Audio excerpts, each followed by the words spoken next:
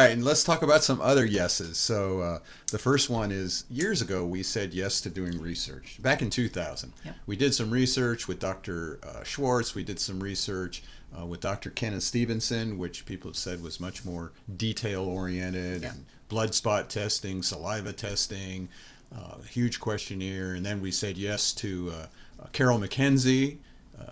She ran the nursing school at Northwestern Oklahoma State University. Yes. And then things just sort of died. And then we met Ken a few years ago at a conference thing. She actually invited Yeah. us to come to that event, didn't It was she? a free health thing for The people community. in the community, Yeah, right? that couldn't Dental afford it. care and BioTouch was there. We said yes.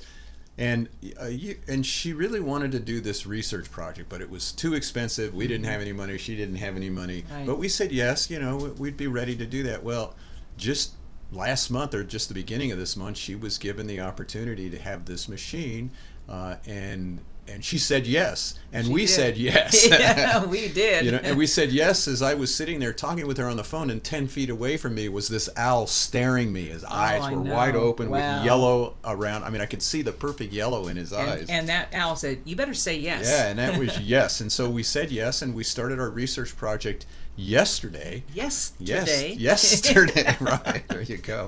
And we asked Kenna, well, what would you like to get out of it? So we're going to have that little ditty, about a minute long here, and she's actually going to show you the little tool that we put on people. So Yeah. let's show that here. Why don't you tell us what you'd like to get out of this research project?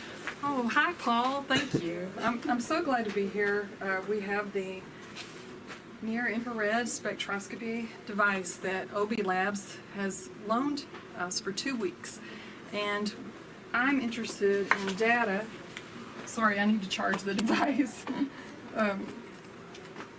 On what happens to the prefrontal cortex of the brain during BioTouch.